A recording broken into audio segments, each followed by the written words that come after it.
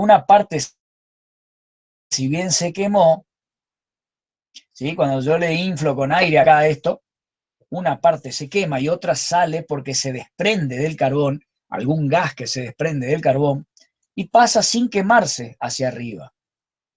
Así como algunas porciones que son las partes de hollín, por ejemplo, ¿ven? El hollín es como una carbonilla muy finita que podría adherirse a algunas partes del hogar o inclusive de la caldera, si no hay aire secundario. Lo que yo hago con este desarrollo acá es explicarle que la zona de reducción de gases, ¿se acuerdan qué significaba la zona de reducción de gases? Cuando se reduce la cantidad de oxígeno, ¿sí? Cuando no se quema totalmente el carbono, perdón, y en lugar de quedar dióxido de carbono, queda monóxido de carbono. Por eso esa zona es de reducción.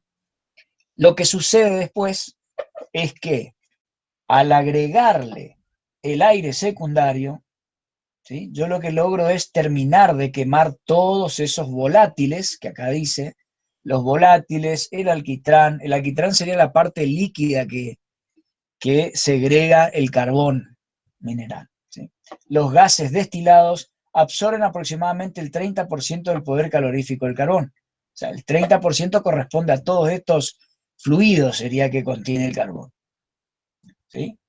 Y como el coque residual se quema luego incompletamente, o sea que también se quema en forma incompleta, ya que tenemos gases y líquidos, combustibles, más porciones de carbón que no se terminan de quemar inflando o agregando solamente aire por debajo de la parrilla, ¿sí? Entonces la cámara de combustión, que se encuentra encima del lecho de carbón, ¿sí? Se desarrolla entre 40 y 60% del calor contenido en el combustible. Fíjense, entre un 40 y un 60% nomás de todo el calor. Por eso es fundamental el ingreso del aire secundario para proporcionarle más oxígeno al combustible que queda y terminar de quemar todos estos combustibles que han salido del carbono. Del carbón sería, ¿sí? Del carbón. Con el fin de aprovechar esas calorías, se permite en los hogares el acceso del aire llamado secundario, que al mezclarse con ello suministra el oxígeno para su combustión. Bien, eso sería... Sí, Una consulta. sí. ¿Para qué se usa el alquitrán que queda?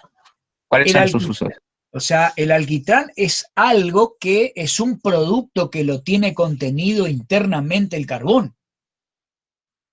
El alquitrán es como una brea, como que vos digas, ¿para qué se utiliza el fuel oil? Y bueno, tiene su uso o sea, si vos lo destilás y lo sabés aprovechar, tiene que tener, depende, ¿sabés lo que pasa? Que tenés que conocer eh, una fórmula química aproximada de lo que significa eso, para decir, ¿es combustible? Sí, es un combustible.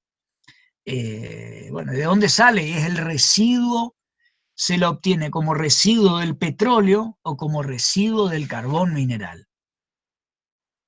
Lo que pasa es que no tiene su uso solo particular, sino como agregados. Si vos haces plásticos, por ejemplo, ¿sí? O sea, vos con los residuos de petróleo podés hacer pintura, plástico, alcohol, además de combustible, ¿no? Generar gas a partir de líquido. Hay una infinidad y a su vez los subproductos que corresponden a cada uno de esos, ¿sí? Alcoholes como para hacer, qué sé yo, pesticida o remedio. Hay tantos derivados del petróleo que habría que buscar alguna lista para tener una mejor aproximación de lo que es. Ahora cuando demos combustible para combustibles líquidos, donde yo doy la destilación del petróleo, ahí le voy a agregar una lista de otras cosas que se pueden obtener a partir del petróleo. ¿Sí? El alquitrán es un componente, en este caso, que sale del carbón, ¿sí? Es como un líquido que sale del carbón, una especie de líquido pastoso que sale del carbón cuando lo empezás a calentar. ¿Sí? Sale gas y sale ese líquido que está guardado en el interior del carbón en estado sólido, pero cuando vos le das temperatura es como que lo empezás a transformar en líquido. ¿Sí? Empezás como a derretir a ese líquido. Y eso es lo que surge cuando calentás el carbón. Profe, ¿y no sería tóxico? Por supuesto que sí, todo eso es tóxico. ¿Y cómo, Todo eso. ¿y cómo hacemos el asado? Y por eso vos tenés que hacer primero el fueguito. Bueno, pará. Ahí ya estamos hablando de cosas diferentes. Nacho, vos no te acordás de que vimos que el carbón para el asado es leña seca. Sí, recién me acuerdo. Bien, ¿viste? Ahora, lo que pasa es que hace rato que vimos ese tema. Si ustedes recuerdan, uno por ahí externamente, bueno, ni externamente, es más o menos parecido al carbón mineral. El carbón mineral ustedes lo miran y es como una piedra, ¿sí? Es igual que una piedra porque brilla como una piedra cuando uno la moja. Así es. Es muy brillante, inclusive tiene filos, tiene bordes filosos, pesado como una piedra, no es como el carbón que uno compra para el asado, es madera seca, color oscuro nada más. Por eso se llama, es artificial, porque está formado secando leña. Por eso es que no tiene prácticamente nada de alquitrán ese tipo de madera secada, ¿sí? Ahora el carbón fósil, sí, porque es un fósil. O sea, puede ser de restos también de plantas, o depende qué tipo de fósil es, de animales, donde con su larga formación, ¿sí? Almacena todas estos residuos que nosotros los llamamos como combustibles, ¿sí? Y dentro de ellos, el carbón mineral, cuando uno lo calienta, obtiene gases, obtiene distintos gases, inclusive antes se usaban lámparas con gas destilado de la hulla, por ejemplo, y el carbón que quedaba, el coque, es el carbón ya destilado, quiere decir que yo le saco un montón de subproductos y queda solo el carbón a utilizar para quemar. Eso lo habíamos visto en cuarto año cuando vimos materiales ferrosos, ¿sí? Que ahí habíamos visto algo de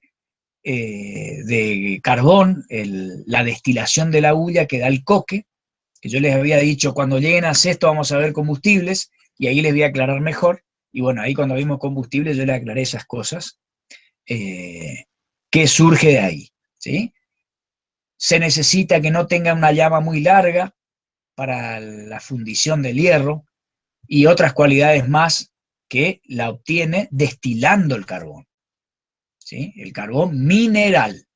Ni se te vaya a ocurrir intentar, porque no vas a lograr fundir hierro con carbón de leña, porque no lo vas a conseguir. O sea, el poder calorífico que tiene la leña es mucho más bajo que el carbón mineral, ¿sí? Porque contiene todos estos aditivos combustibles. Es como un petróleo, pero duro sería, ¿sí? Es un petróleo que todavía que no pasó por cierta etapa y quedó en estado sólido. En cambio, el petróleo, debido a que está bajo tierra normalmente, las mismas presiones que hay por la tierra y por la falta de oxígeno son algunas de las teorías que hay, porque no hay nadie que tenga la certeza todavía hoy de cómo se forma exactamente el petróleo. ¿Sí? Es una de las teorías que hay de que los restos fósiles, ya sea bosques, animales y un montón de seres vivos que pueden ser debajo del mar, continuamente están muriendo animales en el mar también, y van decantándose, y la misma presión del suelo, que van quedando por debajo del suelo, van transformándose hasta llegar a, en el caso de los animales y fósiles que están bajo tierra, petróleo. ¿Sí? Quedan en estado líquido o tienen otro tipo de formación y quedan en estado sólido, con lo cual nosotros a eso lo conocemos como carbón, ¿sí? Carbón mineral. hay montañas, por eso están por lo general debajo de la montaña, porque todo ese peso de la montaña fue haciendo que se transforme el carbono, ¿sí? Y o sea, la parte hidrocarburo que constituía a esos seres vivos en combustible. Bien, que nosotros lo llamamos combustible, ¿no? Entonces, profe, ¿cómo? O sea, entonces no puedo usar el carbón mineral para hacer un asado, por ejemplo, por todas las cosas que tiene, o se podría. Lo podés usar a cualquiera de los dos, refiriéndome a lo que dijo Nacho hace un rato también, pero una vez que tenés solamente la brasa. Fíjate recién qué es lo que decía acá. ¿Y cómo lo Estas trato? llamas, fíjate qué es lo que queda sin quemar acá, con el aire primario. Volátiles, alquitrán, gases destilados, porque acá uno calienta y esto se empieza a destilar, empieza a salir el gas. Entonces, y esto con el aire secundario, ¿en qué se transforma? En pura llama. Me parece que, como decíamos el otro día también, una cosa es hacer el fuego para el asado y otra cosa tratar de imaginarse esto, que yo continuamente estoy cargando carbón. Continuamente quiero esa llama y quiero quemar cuanto antes posible para sacar toda la energía al combustible, porque yo voy a usar la energía en forma de calor del combustible para calentar el tacho con agua. En cambio, cuando yo hago el asado, lo que hago es tratar de apagar la llama para que quede solo la brasa y aprovechar toda esa energía de esa cantidad de brasa. Una vez que está como carbón fijo. Nada más que carbón fijo yo necesito. No volátiles porque son contaminantes. ¿Por qué? Porque esos gases se impregnan en la carne. Y además Por eso, supuestamente puedes tirar sal a la brasa para que bueno, ayude a sacarla. exactamente. Eso es lo que hacen, que tiran la sal y la sal absorbe esos gases, en parte. En parte absorbe, hacen como, ¿vieron esas bolitas antihumedad que vienen en los bolsos, eso? Bueno, hace como el sílica gel, aproximadamente eso es lo que hace. Pero, ¿Sí? ¿qué sal tiene que ser? Porque había una sal que creo que no funcionaba, porque tiene que Ah, tener algo la sal, ¿no es cierto? sí, la verdad que ahí desconozco. Porque, Yo por sé que es la ejemplo, sal gruesa. hay una sal que, por ejemplo, te venden para los animales, que yo creo que esa no sirve porque tiene algo que las otras sales no tienen. Pero Ah, quería saber qué, pero no sé bien. habría que averiguar un poco más. O si no, tener la suficiente paciencia, hacer el fuego, la carne mantenerla a un costado, y cuando vos ves que el carbón está como brasa nada más, ahí poner la carne que yo te aseguro que va a salir bien el asado. Eso te lo aseguro el 100%.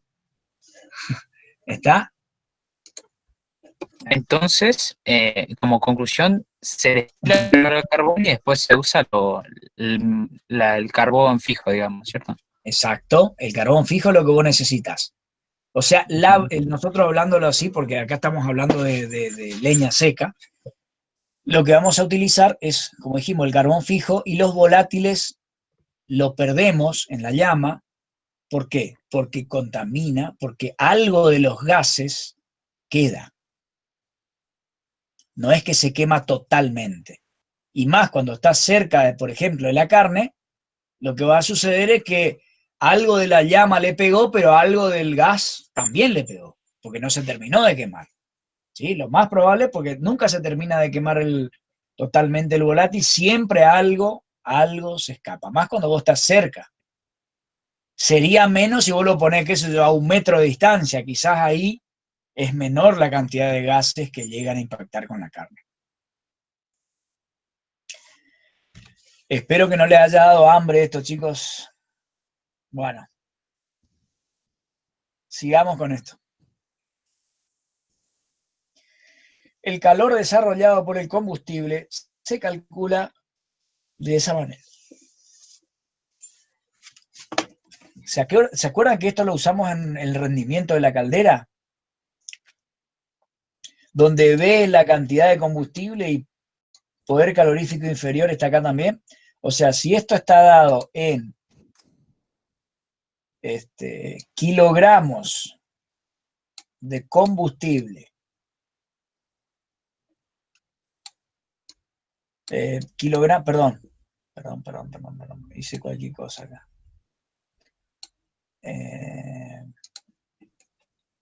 Esto acá es kilogramos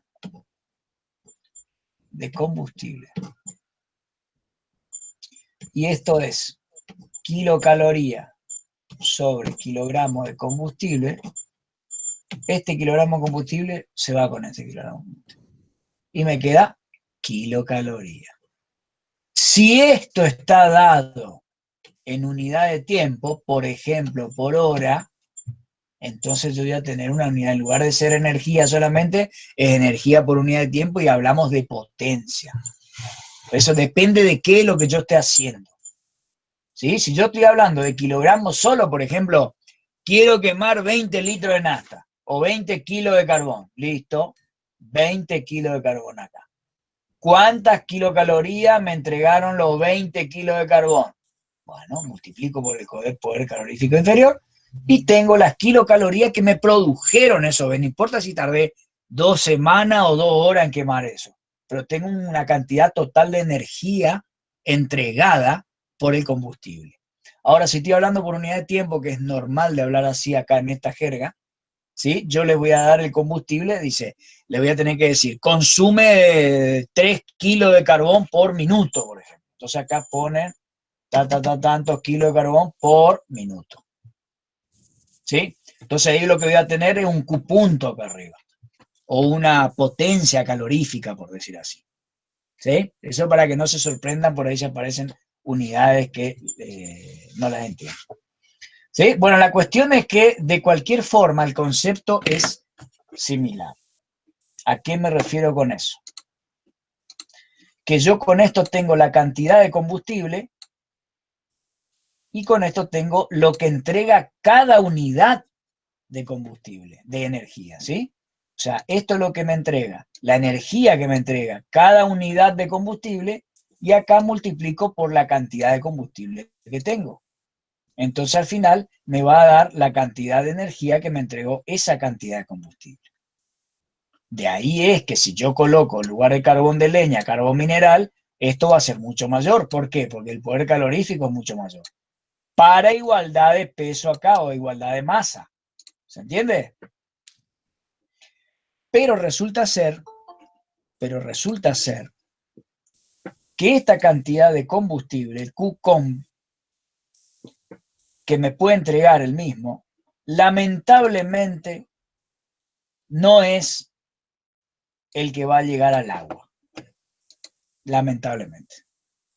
¿Por qué? Porque existen, ya convivimos con ellos, las pérdidas. Sí, decía Robert. ¿Alguna pregunta?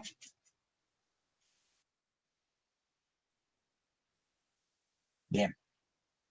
Profe, le pregunto, Sí. ¿y si nosotros aplicamos oxígeno? O sea, además del combustible, le aplicamos oxígeno además del aire. ¿Vos querés explotar todo? No, pero, o sea, no tanto hasta ese Dale. punto. ¿Vos lo decís para tener menos pérdidas? Sí, exactamente. Está bien tu idea, pero lamentablemente hay pérdidas que no se pueden evitar. Ah, Por ejemplo, el calor perdido por radiación. Vos te acercás al hogar, por ejemplo, y está irradiando calor por tener alta temperatura simplemente. ¿Sí? Acá hay un par de cositas por ahí que tengo que aclarar. Buena tu pregunta, en base a esas preguntas. Los 3 tipos de transferencia de calor que hay. ¿Sí? Por ahora las voy a nombrar nada más, después podemos hacer un poquito más de profundización. Por ejemplo, cuando yo estoy calentando agua dentro de una olla, ¿cómo se transfiere el calor de una parte del agua a otra? Ese tipo de transferencia de calor se llama por convección. Cuando yo coloco un caloventor o un ventilador con una resistencia eléctrica, lo que yo estoy haciendo es transferir calor porque yo estoy moviendo el fluido. ¿Sí? Con el aire acondicionado pasa lo mismo. Yo estoy enfriando un ambiente porque yo estoy provocando un movimiento de fluidos con diferentes densidades. El aire más frío baja y el aire más caliente sube. ¿Sí? Lo mismo que cuando caliento hago al revés. Eso sería transferencia de calor por convección. Justo el más difícil le expliqué primero. La transferencia de calor por conducción es simplemente por el contacto. ¿Sí? Una varilla que está al fuego se calienta porque está tocando el fuego y asimismo se va transmitiendo el calor por la propia varilla. Al ratito nos está quemando el dedo con la cual estamos agarrando la varilla. Esa forma de transferencia de calor se llama por conducción, por contacto directo. Y la tercera es la transferencia de calor por radiación. Esas son ondas electromagnéticas. ¿Sí? Son ondas electromagnéticas, las cuales son emitidas por un cuerpo cuando tiene cierta temperatura. Cuando un cuerpo tiene cierta temperatura, emite ondas electromagnéticas o ondas de radiación, que nosotros la llamamos transferencia de calor por radiación. Esa es la tercera de los tipos de transferencia de calor. ¿Sí? Pero, profe, por ejemplo, un radiador, por ejemplo, de esos Sí. eléctricos que son más viejos, ¿qué pérdida tendría eso si, por ejemplo, la idea de eso es calentar el ambiente? Es muy lento, es lentísimo. ¿Por No, qué? eso Porque sí, pero generalmente uno dice que una máquina eléctrica tiene siempre pérdidas, pero ajá. ahí la idea es calentar y no veo que tenga muchas Lo que pérdidas. pasa es que hay veces que vos querés calentar con, por ejemplo, vos decís el radiador con aceite, y hay otras veces que vos no querés calentar, pero las mismas pérdidas de la máquina provocan el calentamiento. Eso es lo que sucede. En este caso, la transferencia de calor por radiación es, por ejemplo, estar al lado de la estufa y capturar ese calor por radiación que viene nada más. No es que si vos vas a pretender que la estufa eléctrica por radiación te caliente un ambiente y podés estar 2 días más o menos, porque eso es para poner enfrente de uno y que el calor sea transmitido por ondas a tu cuerpo. Si yo voy a querer calentar el ambiente, es muy lento calentar un ambiente, salvo que le ponga las 3 velas, el rojo vivo. Ahí sí, ¿por qué? Porque ella tiene que transmitir por radiación, ¿sí? Que cuando la temperatura no es muy alta, las ondas de radiación son bajas, o sea, la energía transmitida por radiación es baja, ¿sí? O si no, calentar una porción de aire por radiación y que el aire se empieza a mover lentamente y mezclar radiación con convección. Por eso puedes calentar un ambiente también con esa estufa, lo único es muy lento el proceso. Ahora, si vos le colocas como alguien se ingenió, que no sé por qué, hace muy poco que recién aparecieron los caloventores. Si vos le colocas un ventilador adelante de las velas de la estufa, ¿Atrás no sería? Ah, no. Sí, atrás sí, está. como quiera, puede ser por succión o por empuje, lo mismo. Ponele, vos le colocás un ventilador que sople sobre las velas, ponele. Sí, creo que va adelante, porque bueno, si soplás las velas la podés quemar, me parece. Entonces ese Pero, ventilador te bueno, ahí sí. absorbe aire de atrás, el aire pasa por las velas, entonces vos estás haciendo que la transferencia de calor por convección sea mucho mayor que si vos dejás por circulación natural. ¿Está? Y bueno, acá tenés Claro, ahí cambia la cosa. todos esos tipos de pérdidas las tenés acá en los hogares. ¿Sí? Mayormente tenés pérdidas, acá tenés pérdidas por radiación.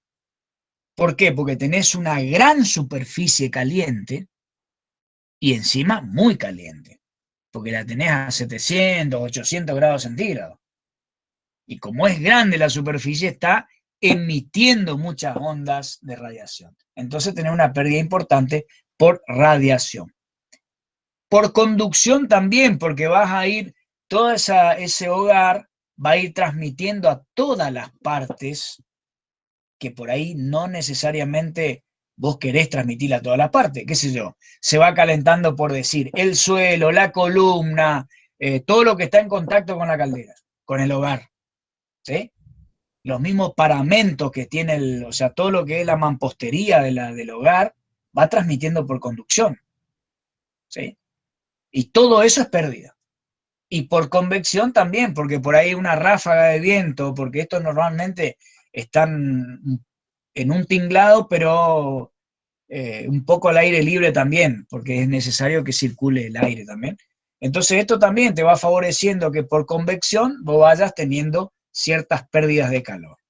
Es como que el aire va enfriando el hogar y después tiene que reponer esa temperatura, por más que sean algunos grados nada más, pero el aire del ambiente te va llevando por convección calor y no lo podés evitar. ¿Sí? Estas son pérdidas que aparecen en los hogares. Bien, ¿y cómo sacamos el rendimiento del hogar? Como todos los rendimientos que sacamos hasta ahora, ¿sí? Disculpe, me quedó ahí la parte que usted dijo de que el fuego como que produce campos magnéticos, algo así. ¿Puede No, ser? ondas electromagnéticas. Esas ondas electromagnéticas. No hace falta que sea fuego. Toda la que es alta temperatura va emitiendo ondas electromagnéticas como lo hace el Sol hacia la Tierra. Ahí tenés un ejemplo, en base a lo que vos preguntaste. Ahí tenés un ejemplo cómo se transmite calor desde el Sol a la Tierra. Porque vos decís, convección no puede ser si hay vacío. Imposible, que no hay ni un fluido entre el Sol y la Tierra. ¿Se entiende? Y conducción menos, porque no está tocando el Sol con la Tierra. ¿Qué otra forma de transferencia queda? Transferencia por radiación. Por eso es la radiación solar. ¿Sí? Y son Claro, ondas que viajan, ¿sí? Que hay una teoría que se sigue sosteniendo hasta ahora. Este año salió la comprobación de eso. En la dualidad onda-partícula, que son los fotones, que viajan, que son ondas, pero también se comportan como paquetes de partículas, ¿sí? Que son los fotones. Y eso viaja a través del vacío y llega a la Tierra. Y llega en un paquete de distintos tipos de ondas, donde tenés el rayo X, la onda gamma, onda alfa, onda ultravioleta o rayos ultravioleta, es lo mismo. Tenés la onda visible, que es la que nos da los colores de las cosas, que es la luz blanca, le diríamos nosotros, la cual se descompone en todo ese espectro del arco iris. Y después las ondas de baja, que son infrarred o infrarroja, y después tenés la onda de radio, tipo onda de TV, que son las de más grande longitud de onda y que transportan menos cantidad de energía. ¿Sí? sí, buenísimo, Epa, profe. ahí Gracias. se metieron en algo que me acordé, porque normalmente no me acuerdo en Joraca, pero ahora justo de eso me acordé. Así que bueno, esa es la idea, y son de distintas longitudes de onda. ¿Sí? ¿Qué quiere decir eso? A ver, tiene que ver con el tema. Por ejemplo, si vos ves un espectro así, un tipo de onda de este estilo, tenés una gran frecuencia, una altísima frecuencia. ¿Qué quiere decir? Que oscila muchas veces por unidad de tiempo. Y su longitud de onda es muy pequeña, quiere decir que entre dos picos tengo una distancia muy pequeña, eso quiere decir longitud de onda. ¿Sí? En cambio, una onda de radio puede ser muchísimas veces más grande y transmite menos cantidad de energía. Cuando mayor frecuencia tiene la onda, ¿sí? Y menor longitud de onda tiene, mayor energía transmite. ¿Sí? Entonces, a medida que yo me voy desde la onda tipo radio y TV hacia ondas tipo el espectro visible, que sería la onda de la luz blanca, que tiene un poco más de energía, y yo voy hacia ultravioleta, que sería lo que sigue después de la onda visible, por eso la ultravioleta no se ve.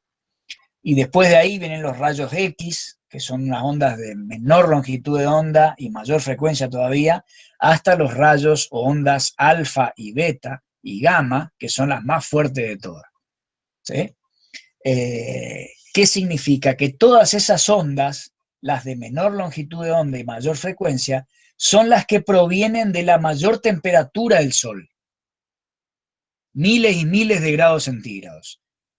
A esa temperatura el cuerpo emite ese tipo de ondas. ¿Y cómo yo sé qué tipo de onda transmite? Y bueno, se puede saber algo por el color del objeto. Cuando un cuerpo está quedando naranja, su energía emitida, no naranja por el color naranja, sino cuando uno lo está calentando, empieza a quedar naranja, su energía emitida es cada vez mayor. Quiere decir que está emitiendo ondas, ¿sí? Ya de energía importante. Cuando está quedando a una temperatura de algunos miles de grados, se acerca a un color blanco, amarillo, blanco. Y a medida que tiene un par de miles o miles de grados centígrados, tiene el color blanco prácticamente, que es el color del sol. ¿Sí? Después se uniformiza el color, pero sí, al medir la temperatura y ver, por ejemplo, que el sol en su periferia, tiene cerca de 15.000 grados centígrados, ahí podemos entender por qué llegan ondas de todo tipo, porque las ondas de mayor energía salen a esa temperatura, ¿sí? Que son los rayos alfa, beta y gamma. ¿Sí? Esos salen a esas temperaturas. Yo puedo calentar el hierro a 2.000 grados, lo fundo al hierro, pero quizás no tengo rayos alfa, beta o gamma, porque necesito llegar a 10.000 grados, por ejemplo, para tener ese tipo de ondas. Lo que sí tengo es luz, que es una forma de onda, una onda electromagnética que viene que es de menor energía, la que nosotros la vemos y la llamamos luz. A la onda de radio no la vemos, pero la llamamos onda de radio porque tiene ciertos valores de longitud de onda. Y me estoy yendo, me parece, un poquito al Joraquita. Bien. Profe, entonces podemos transmitir energías con onda de radio. Oh, por supuesto. Y podremos Pero cargar un celular, por ejemplo, con onda de radio. Creo que se podría. Habría que estudiar bien. Y si así En son los cuánto cargas, cargar, las que porque, vos apoyás nomás el celular arriba. bueno, Ya por hay eso. eso. Vos apoyás el Ya celular hay. arriba nomás de Sí. como una plataforma chiquitita que viene y carga el celular. Y eso No, es pero por medio de onda. digo, de más Pero lejos, hay por que ejemplo, estudiar, 10 metros. pero hay que estudiarlo bien en el siguiente sentido. Es lo mismo que yo Pablo. diga, che, ¿puedo cargar la batería de un auto con una pila? Y si la batería del auto está descargada, capaz que sí, pero acordate que es mucho menor la cantidad de energía que tiene una pila que la que tiene una batería de un auto. A eso es lo que voy, ¿eh? Ojo, que hay muchos espectros ahí. Profe, igual lo que Pablo dice creo que se refiere más a la bobina de Tesla. Claro. Porque es Todo lo que transmitir sea, energía lejos. claro, todo lo que sea generación electromagnética a distancia la vas a transmitir por ondas electromagnéticas. No hay nada que hacerle. ¿Sí? Una forma sería esa que vos decís, la de la bobina de Tesla. ¿Sí? Bueno, niños, niñas, sigamos con esto. Entonces, como siempre vimos y como vamos a seguir viendo en esta materia,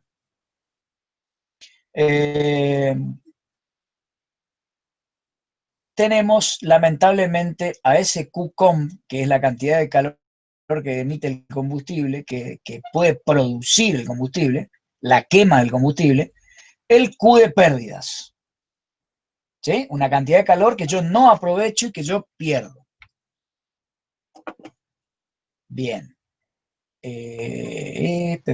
¿Cómo lo hago? Como siempre, rendimiento igual a la cantidad de calor que yo realmente voy a usar, dividido la cantidad que me puede entregar el combustible.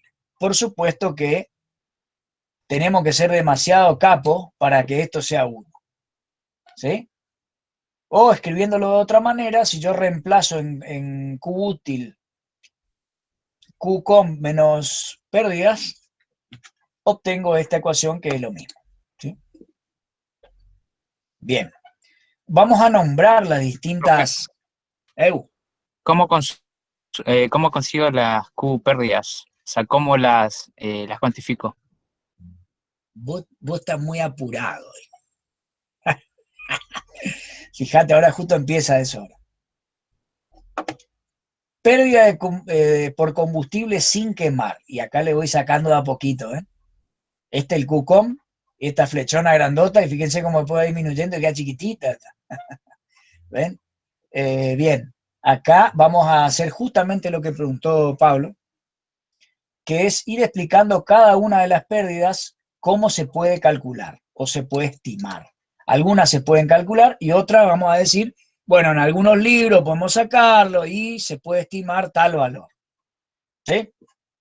Bien, la primera de las pérdidas que conforman el Q de pérdidas son las pérdidas por combustible sin quemar, lo cual es por ahí inevitable y caen en el cenicero.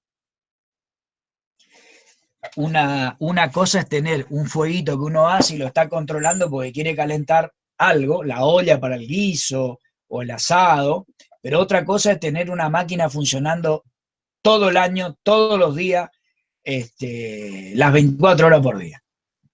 Siempre hay algo, como uno le va cargando continuamente y en forma quizás no manual, sino automática por máquinas, lo más probable es que algo de pérdida sin quemar quede.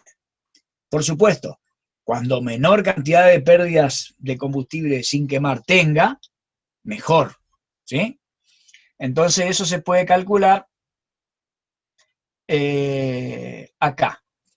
Dice, en hogares de combustible sólido sucede según el tipo de parrilla y para su cálculo se debe conocer la cantidad de ceniza que tiene el combustible, la cantidad de combustible no quemado que hay en las cenizas.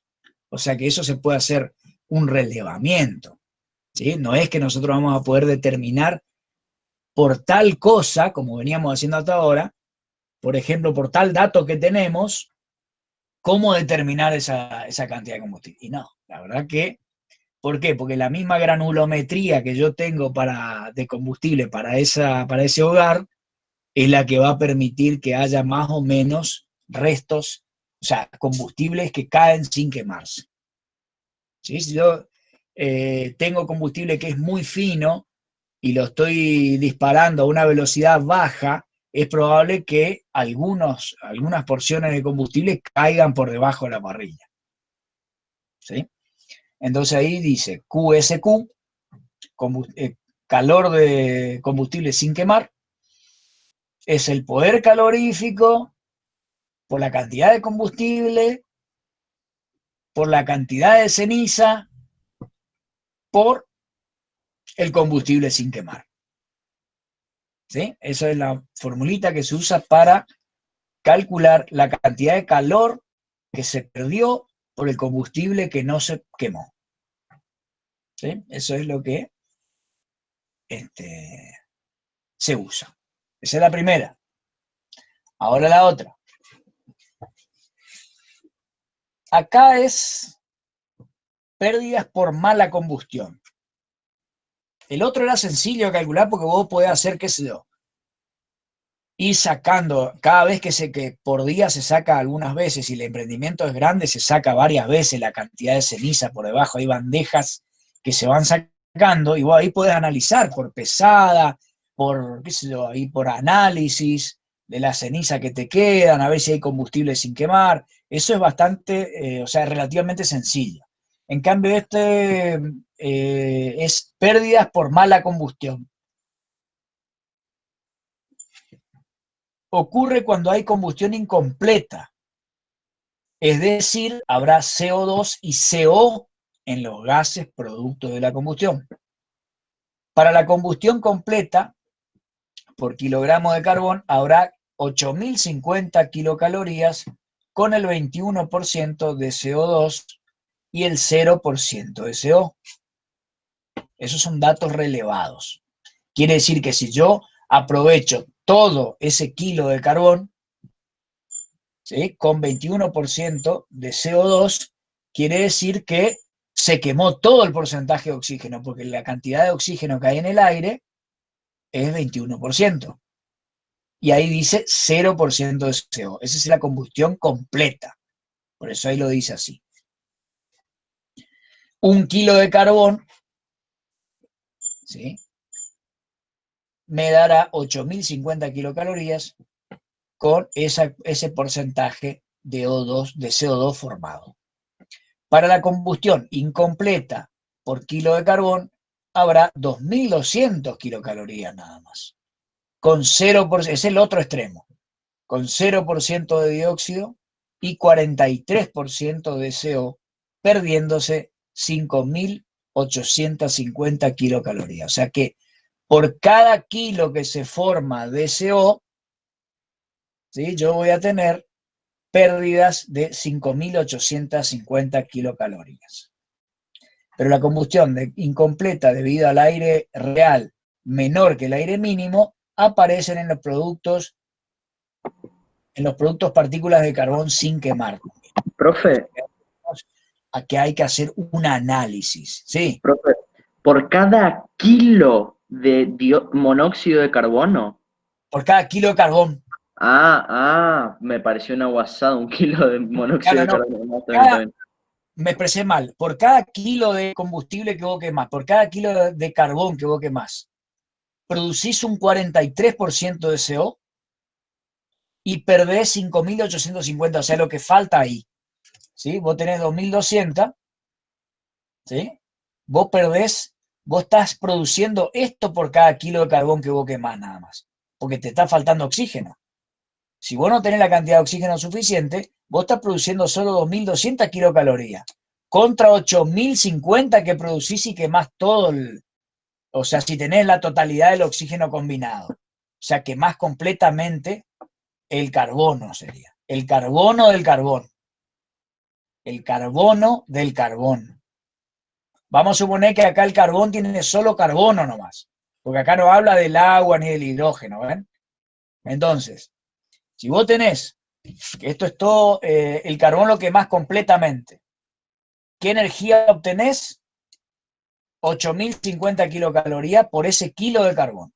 Ahora, si vos quemaste en forma incompleta, le restringiste el aire de modo que se forma solo monóxido, ese monóxido lo podrías volver a quemar y producir 5.850 kilocalorías. Como salió al ambiente, te perdiste de generar esta cantidad. Profe, lo que no estoy entendiendo es de dónde sale el 21% de dióxido y el 0% de monóxido, y después el 0% de dióxido y el 43% de monóxido. Eso es algo que no ¿de dónde sale? Claro, este 21% de CO2 son las proporciones que se forman y que son aceptadas por la combinación entre carbono y oxígeno. Lo demás puede ser formado, o sea, lo demás es nitrógeno que sale directamente por la chimenea. El otro 70 y pico por ciento. O sea, es Estamos uno. hablando acá del 21% del oxígeno que está en el aire.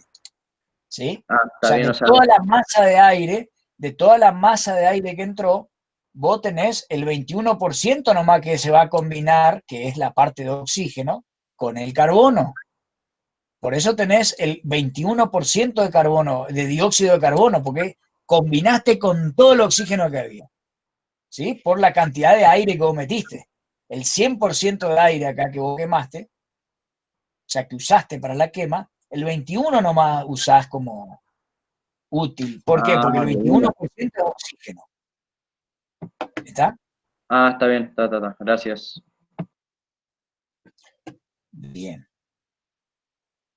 Para la combustión incompleta por kilo de carbón habrá, y acá lo que se refiere es lo siguiente, 2.200 nada más kilocalorías, 0% y 43% de CO2, perdiéndose estas kilocalorías. En este caso es mayor, ¿por qué? Porque la cantidad de aire que vos metiste es distinta, entonces en base a esa cantidad vos le sacás el 43%. En base a esa menor cantidad de aire que vos le pusiste. Claro, o sea, ¿Sí? en el mejor de los casos es 21% de dióxido de Exacto. carbono y en el peor de los casos es En el 43% peor de de los casos, 43%. monóxido. Exactamente. Monóxido de carbono. Claro, claro. Estás tirando directamente veneno al ambiente. ¿Qué es lo recomendable hacer en estos casos o cómo se mide esto?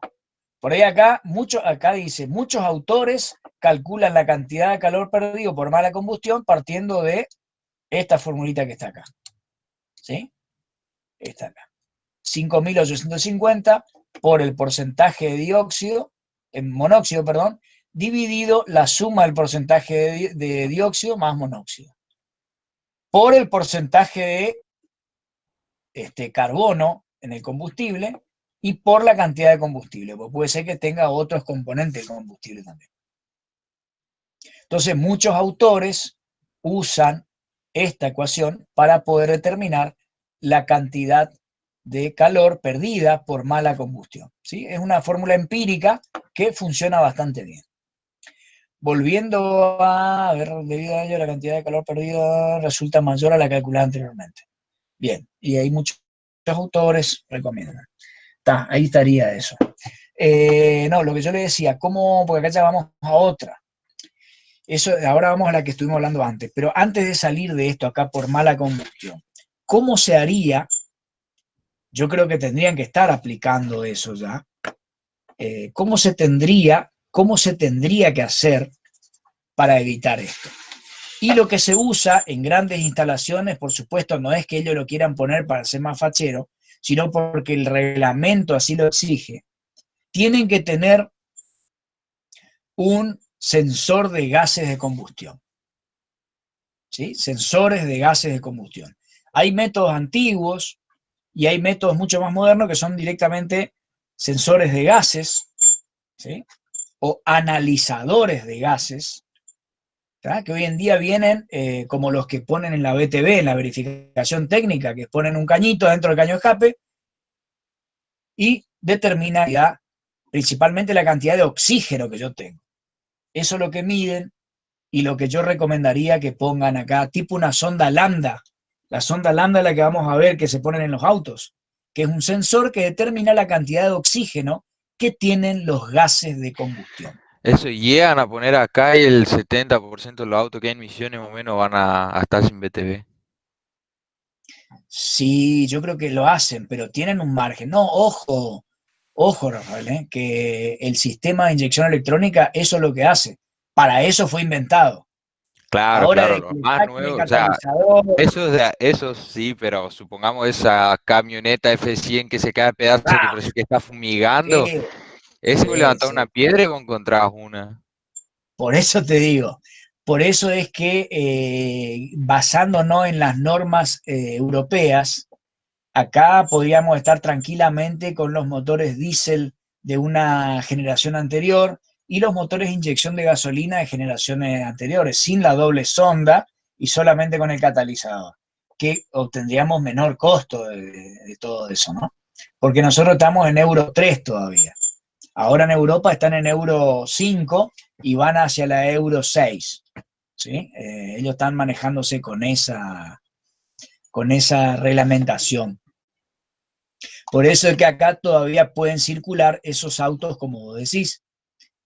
Hay, por ejemplo, vehículos como, qué sé yo, el Vento, el TSI, ¿sí? Que tiene una sonda de banda ancha, que puede llegar a romper esa sonda y sale como 40 lucas más o menos, y que el motor se limita y que el otro, si no anda la sonda porque contamina, y te pasa una camioneta con un motor que tira más humo del aire que entra.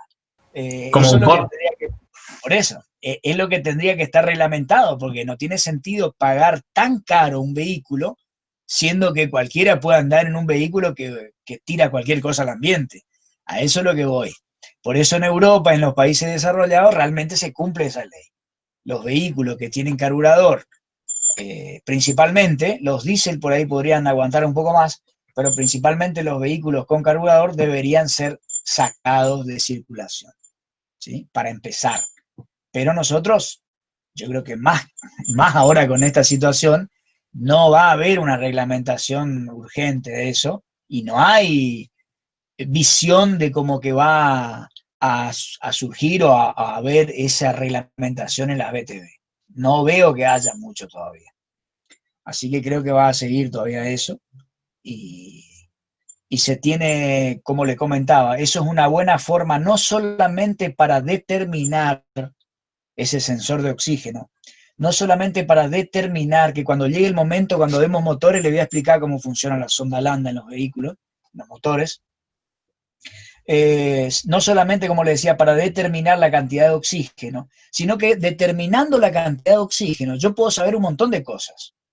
Porque si está sobrando oxígeno a la salida, quiere decir que yo tengo mínimas posibilidades de tener monóxido de carbono.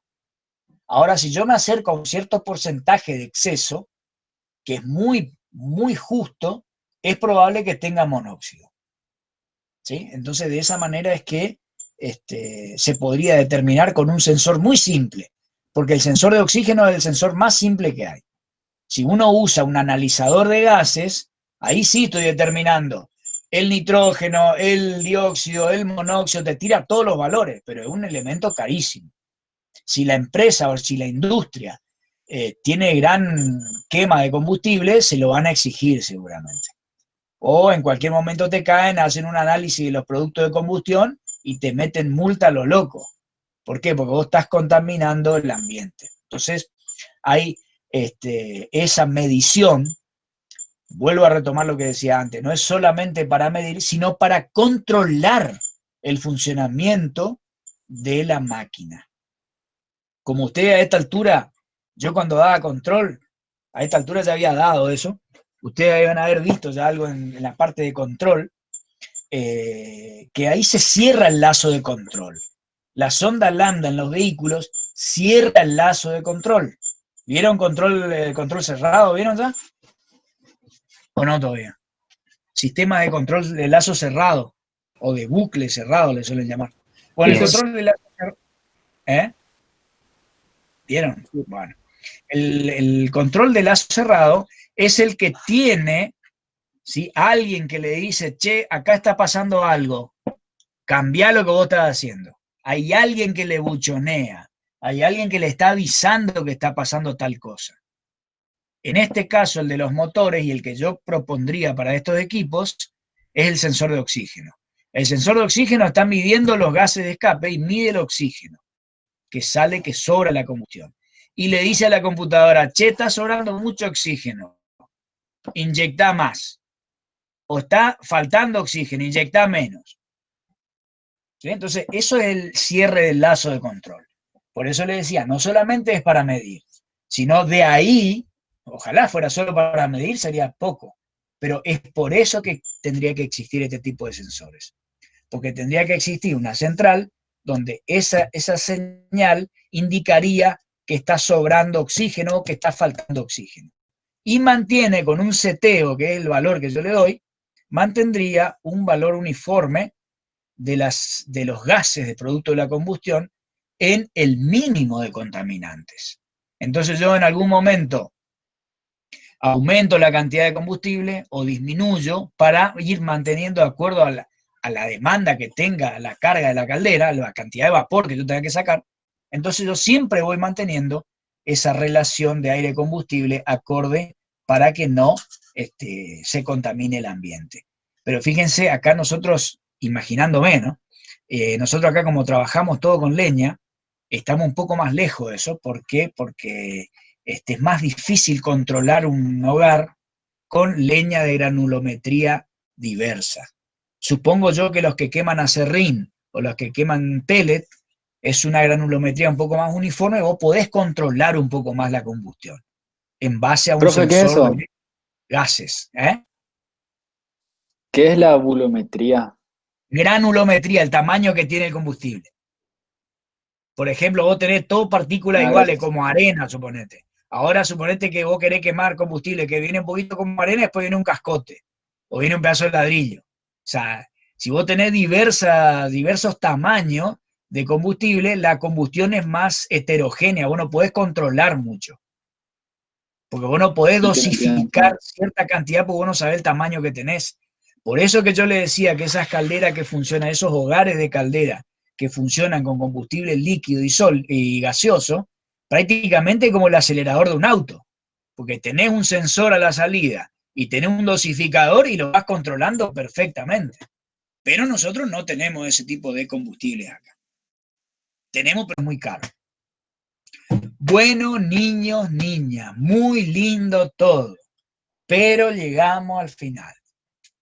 Tengo sueño y hambre. Bien, Todo psicológico, profe. La historia de mi vida, tener un hambre. está bien, bien ahí. Bueno, chicos, se nos están yendo el año y se me están yendo. No puedo creerlo. Bueno, ya me puse melancólico.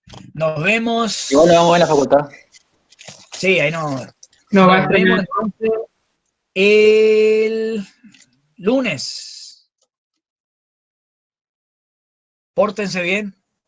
Bueno, Dale, profe. Dale, Dale, profe. Nos vemos. Un abrazo.